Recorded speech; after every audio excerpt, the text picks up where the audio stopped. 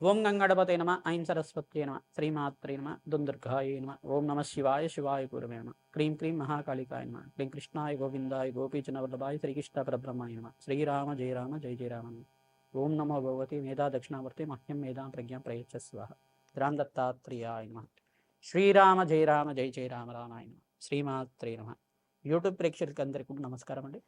నేను పాలపర్తి గురునాథ్ శర్మ జ్యోతిషం వాస్తు సిద్ధాంతం మీకంతా కూడా గోచారీత్యా గ్రహాల యొక్క స్థితిగతి కలియిక వాటి ప్రభావం అంతా కూడా మేషాది ద్వాదశ రాశుల వాళ్ళకి ఇటువంటి ఫలితాలంతా కూడా విశ్లేషణ చేయడం జరుగుతుంది.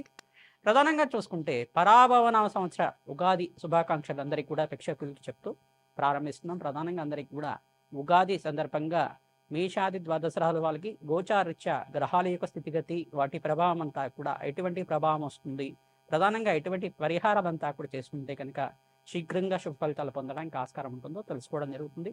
ప్రధానంగా చూసుకుంటే గురువారం రోజున ఈ పరాభవన సంవత్సరం ప్రారంభమవుతుంది కావున రాజు అంతా కూడా బృహస్పతి అయినారు కావున శుభమైన ఫలితాలు పొందడానికి ఆస్కారం ఉంటుంది.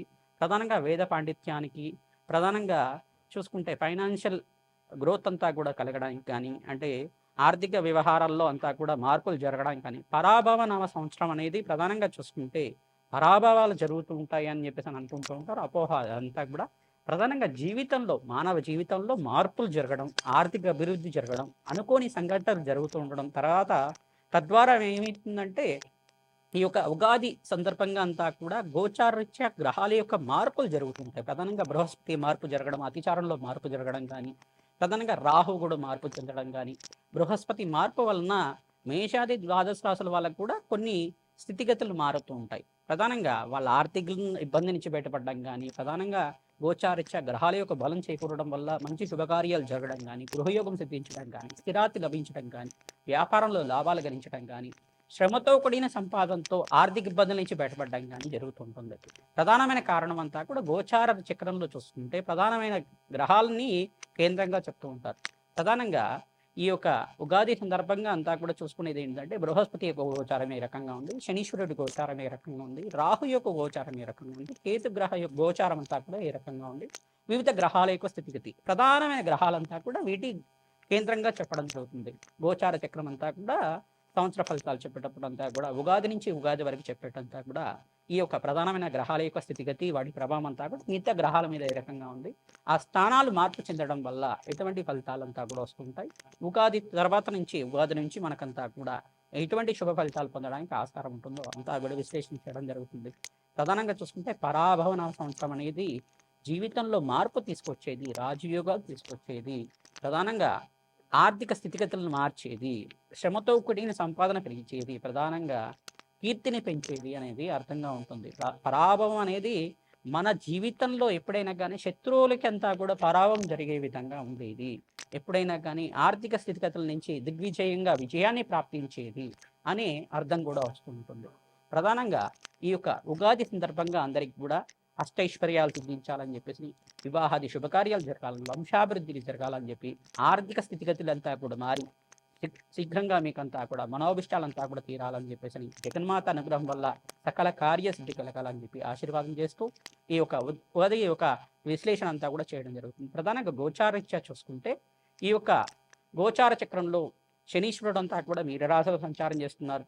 ప్రధానంగా బృహస్పతి సంచారం అంతా చూసుకుంటే జూన్ 1వ తారీఖు నుంచి కర్కటక రాశిలో ప్రవేశం చేయడం మరియు అక్టోబర్ 30వ తారీఖు తర్వాత అంతా కూడా చూసుకుంటే ఇక్కడ అక్టోబర్ 15-30 తారీఖులో అంతా కూడా కర్కాటక రాశి నుంచి మళ్ళీ అతిచారంలో అంతా కూడా సింహరాశిలో ప్రవేశం చేసి కొన్ని నెలల వరకు అక్కడంతా కూడా సంచారం చేయడం, మళ్ళీ తిరోగమనంలో అంతా కర్కాటక రాశిలో ప్రవేశం చేయడం జరుగుతుంది. ప్రధానంగా 3 సార్లు బృహస్పతి మార్పు అంతా కూడా జరుగుతుంది. రాహు యొక్క సంచారం అంతా కూడా డిసెంబర్ 5వ తారీఖు దాకా కుంభరాశిలో సంచారం చేయడం మరియు అపసవ్య దిశలో అంతా కూడా సంచారం చేస్తుంటారు. కావున డిసెంబర్ 5వ తారీఖు తర్వాత స్థానచలనం అనేది జరుగుతూ ఉంటుంది. మరియు కేతు సంచారం కూడా డిసెంబర్ 5వ తారీఖు దాకా ఉంటుంది.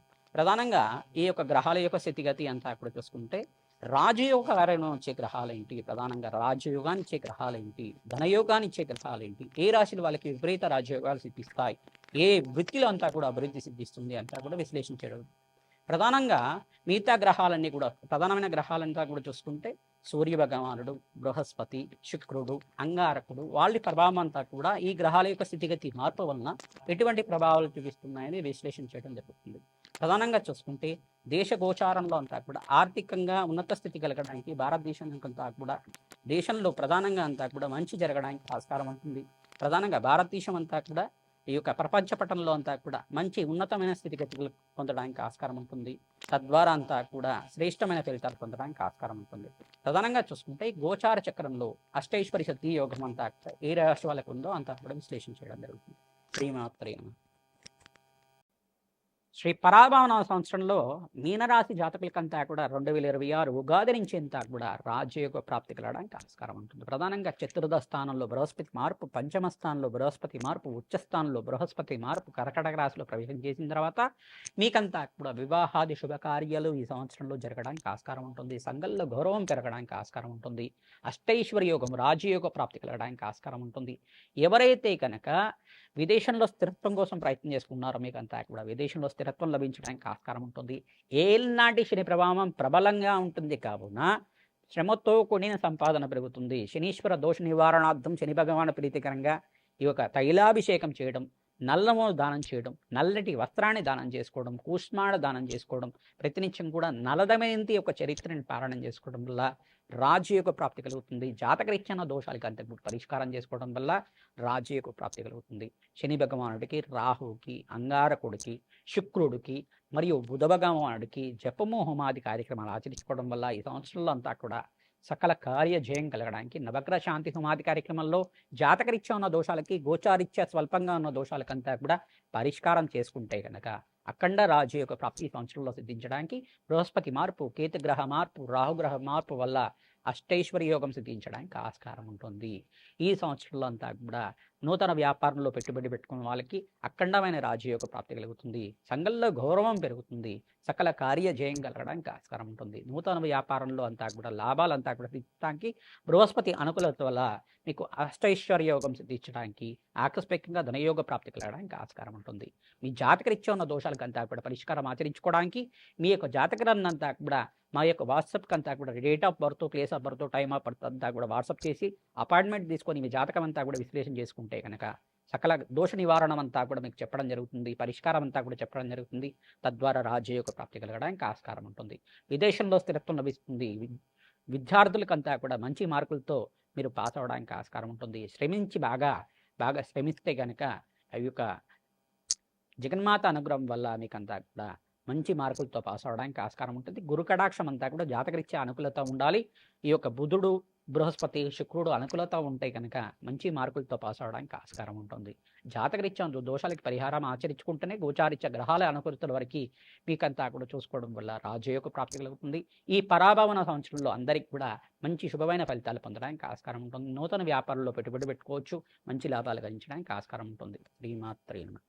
శ్రీ పరాభవన సంవత్సరం ఉగాది 2026 నుంచి అంతా కూడా మేషాది ద్వాదశ రాశుల వాళ్ళకి అష్టైశ్వర్య యోగ ప్రాప్తి కలగడానికి ఈ గ్రహాల యొక్క స్థితిగతి మార్పు అంతా కూడా గోచార చక్రవశాత్ అంతా కూడా కారణమవుతుంది. ఈ యొక్క గోచార చక్రం అనేది ఈ యొక్క స్థిర చక్రంగా ఉండదు. ప్రధానంగా గోచారిత్య అంతా కూడా గ్రహాల యొక్క మార్పు చెందుతూ ఉంటారు.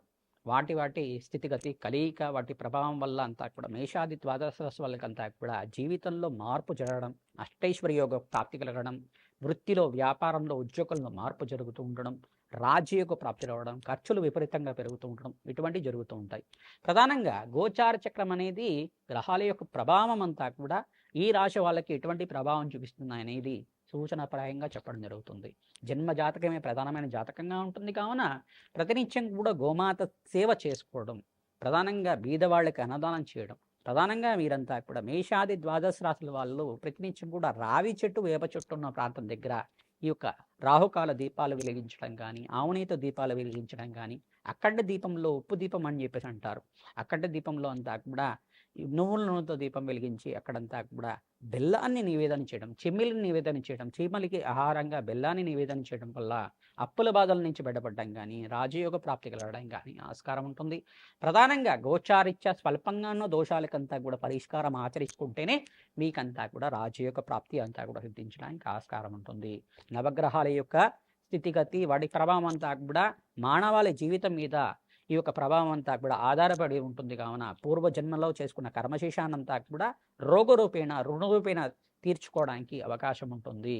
తద్వారా తద్దోష నివారణార్థం శాంతి పూజలంతా కూడా ఆచరించుకోవడం వల్ల శ్రీ పరాభవన సంవత్సరంలో అంతా కూడా మేషాది ద్వాదశ రాశుల వాళ్ళకంతా కూడా అఖండ రాజయోగ ప్రాప్తి కలగడానికి చెప్పి ఆశీర్వాదం చేస్తున్నాం. మేము చెప్పిన పరిష్కారం అంతా కూడా గోచార చక్రవశాత్తు గ్రహాల యొక్క ప్రభావం అంతా కూడా ఎటువంటి ప్రభావాలు చూపిస్తాయని చెప్పేసి గోచార చక్రంలో స్థితిగతి మార్పు వల్ల చెప్పడం జరిగింది.